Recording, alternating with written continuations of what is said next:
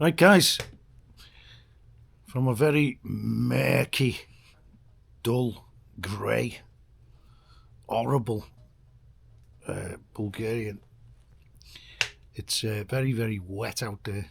It's like slushy snow, and I like snow. I really like snow. It's one of my favourite things. And I don't know why. I think it's snowing properly now, just looking out of the window. I do like snow, but proper snow, which we get here usually after Christmas. Now it's kind of comes and goes, and it makes for a very slushy time of the year. But it's good because it soaks. Above here, up on the top of the mountains, it will be proper snow now, and that's what we need. We need a lot of snow this winter because we've had a very dry Q4 and Q3, and so we need a lot of snow, and it snows better, much better than rain, because it just soaks in as it melts. It soaks into the strata below, and fills all the springs and fissures and everything in the rocks up slowly. So let's hope that happens. So I watched a video yesterday by Neil McCoy Ward. I quite like his stuff, a lot of it, and he's always careful about what he says and that, because he lives in kind of the Isle of Man, and I think you got to watch what you say, as everyone does, more online, but he just puts his foot in it all the time. He doesn't want to say words, and then he reads something and the word's in there, and he reads it out. So what struck me, it was in Paris, gay Paris, and what a shithole that looks now. I mean, I've just been to a load of cities this year and last year, like Brasov, well-class cities, Cluj-Napoca, even Sofia now. It's class. There's nothing much to.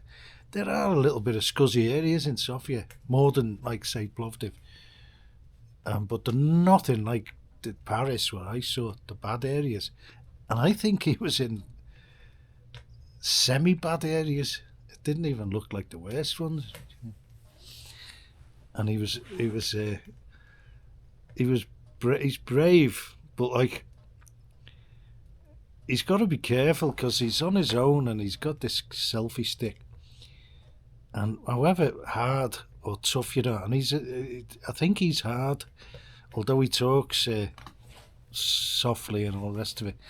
I think he's hard as nails, actually, and he probably handle himself because he was in the military for a good while, Anyway, and his wife didn't go with him to the rough areas, so there's an extra pair of eyes what he didn't have,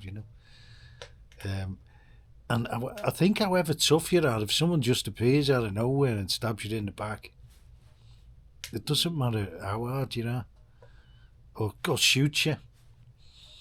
And that's why even, if I was like the hardest man in the world, I wouldn't go to those places. I wouldn't do it for anything to make. He's going there to make videos. It's not worth it. It's not worth your life. And he's not watching. I know he's aware and everything else, but he's not watching everywhere that like he could be. And these people are armed. They've got knives, guns, whatever. And there's a lot of murders now in these big cities, and I wouldn't go there. I just would not go there. You don't need to go to Paris for anything, nothing. And even take your wife. Well, unless you don't like her, you'd no need to go there. you know, he's been to other places this year, like Porto, and he was in was it Vietnam or Thailand, and it was like, I think it was Thailand, and it was like heaven on earth compared with this scene in Paris. It's like I don't know. It's like something off the movies where like all the zombies have taken over the city, and Batman's trying to save the city and all that. It's like it's horrendous. And Paris, I don't think is even statistically the worst, the most dangerous city. And I'm looking up over here like Budapest and Zagreb and all these places, and worlds apart, bitterly, um, the Eastern European cities, but unbelievable the difference, and I don't think it strikes home to people who live there, or are being brought up there now as kids and teenagers, because I was brought up in probably, it was probably at the time probably the worst city in England. There was Liverpool in England and Glasgow in Scotland. They were both rough AF, and we didn't really notice because we lived there. It was where we were brought up, and you just grow up with it. And I think that's the thing in like Paris now. It's normalised, all this stuff, but it looks a lot more sinister than it was even back in our days. We had a lot of crime in Liverpool, and like mediocre violence. The threat of death wasn't really.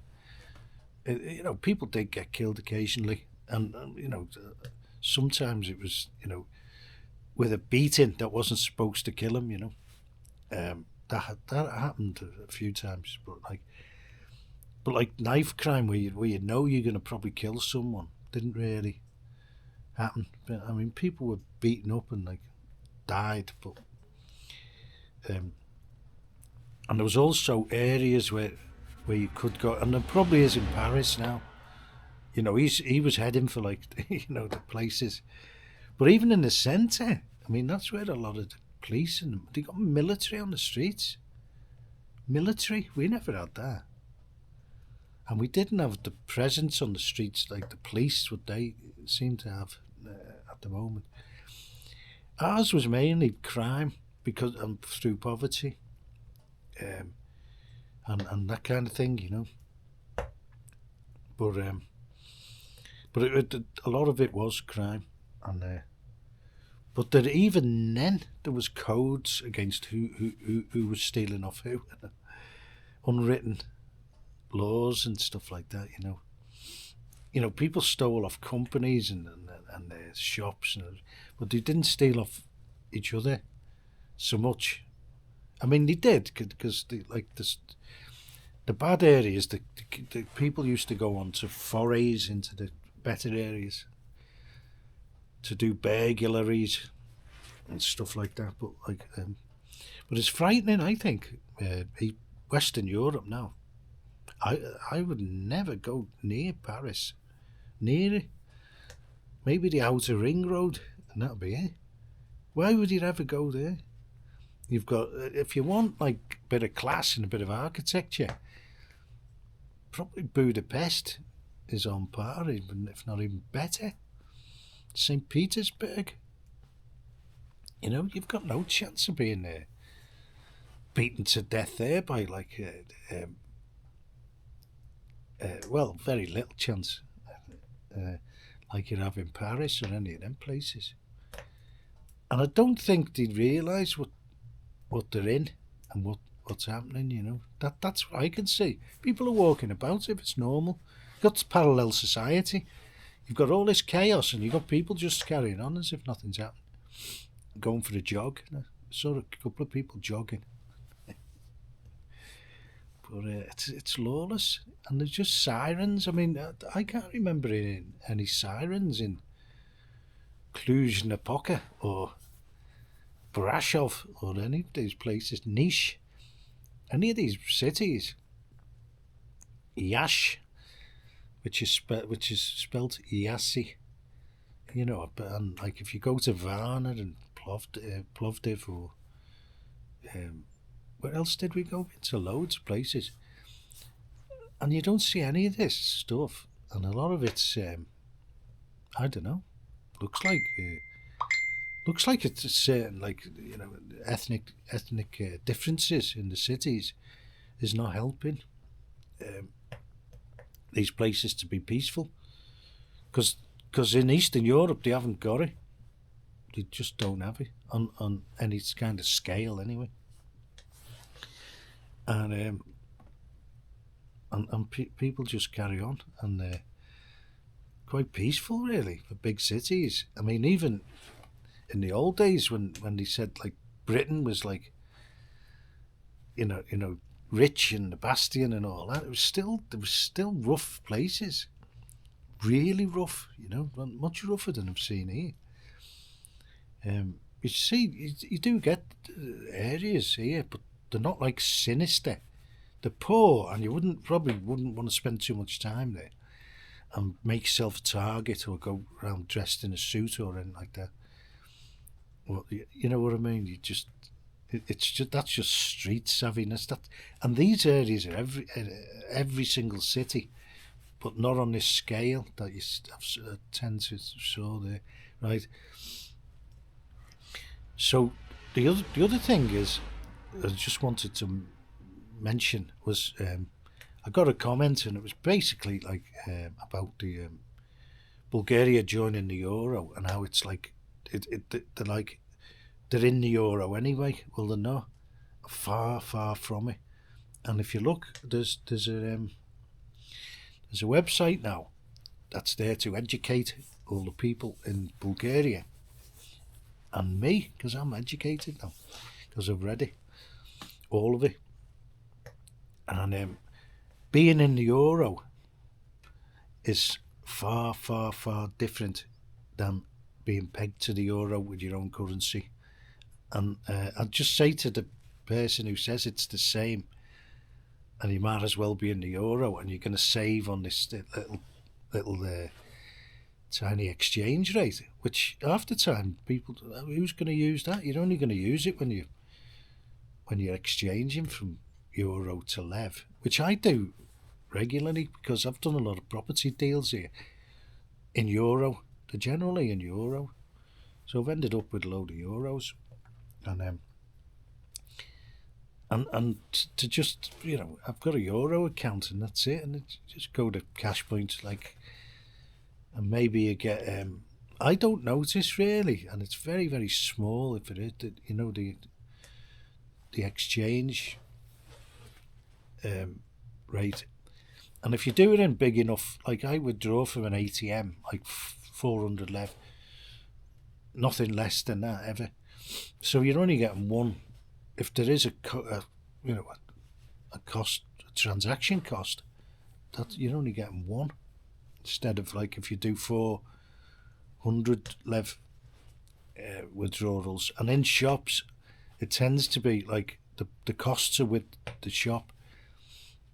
I think, like, I pay by card in Lidl, and that's all I do really. One ATM withdrawal a month, and maybe 2 shops in Lidl, and the rest is all cash in the local supermarket. And that. Well, if you look at what's entailed with being in the euro, because like I think Bulgaria have got to pay. When they go into the euro, they've got to pay into this fund, which is supposed to be a safety net to indebted nations, which Bulgaria's got no chance of being an indebted nation. The debt to GDP, they're laying down the laws for Bulgaria, and it's one of the fiscally best places on paper, not on paper, in reality. It's better than a lot of the places, like debt to GDP is it. And it's like 100% plus, and they're saying these you can't go over 60%, and they're nowhere near that. And then once you go into the euro, you've got to pay in. First of all, they've got to give up an amount of their reserves, the national bank reserves here, to the ECB, and then they've got to pay in. I think it's 800 million or 80 million. I think it's 800 million a year for 12 years into this fund, which is going to stay to like a safety net. Now you're also signing up for a failing economic area, and there's one country can bring it all down, and very nearly did, Greece, right? So as the other thing is, with Greece and Spain and that, the basket cases, because they can't get out of it now, and you know, like Bulgaria's got the best of both worlds. They're pegged to the euro, so any benefits associated with that and stability or whatever, they've already got. It's like Montenegro. They've already got all the benefits of the euro, Montenegro, and they're not even in it. But that's what they've adopted. That's what they use as their currency. And Bulgaria could use, these people, the 50% of the nation, they can use the euro whenever they want. There's no restrictions on transacting in euros. If you want to work in euros, you can. And in fact, in North Macedonia, if you go there, they accept euros almost everywhere. Almost everywhere. You know, it's very rare you can pay for an apartment here in euros in Bulgaria. They'll only accept lev. But over there, we always pay with euros, always. And you can buy in almost all the shops euros. They all take it. Not all of them. Before someone comments like so if you look at the rules and that and see you've got less voting rights then as a periphery country in the ECB, and the big kicker here is the ECB wants to do away with cash, right? Now if you keep hold of the lev, you'll have cash. You'll have the option. You could do that. There has been Varajdanye actually suggested a two-tier system, the lev and the euro working together, and I would say that's brilliant. And China used to do that, and they probably still do too, although they're trying to get rid of the dollar. They used to do all the trading in worldwide in dollars, and then they had their own currency, the yuan. And that's how, you know, a lot of places could do it here, right? And another thing is, like, a lot of the countries that are not in the Eurozone, like Hungary, Poland, Norway, and Sweden aren't in the euro. They do okay. They do, in fact, a lot better than the likes of Spain, Greece, Italy, and Bulgaria is fiscally in a much better place. And they said they're going to have controls on the instability of the banking. The banking is not unstable in Bulgaria. It's they had all the regulations when they had in the 90s when there was a collapse here. Then all the banks had to have more liquidity, and actually they need to have less when they go into the euro. So you got to read all these things and like know what you're looking at, and to suggest that I don't know what I'm talking about because I'm not Bulgarian and I can't understand it because I'm not Bulgarian, it's ridiculous, you know. I think that was the intimation.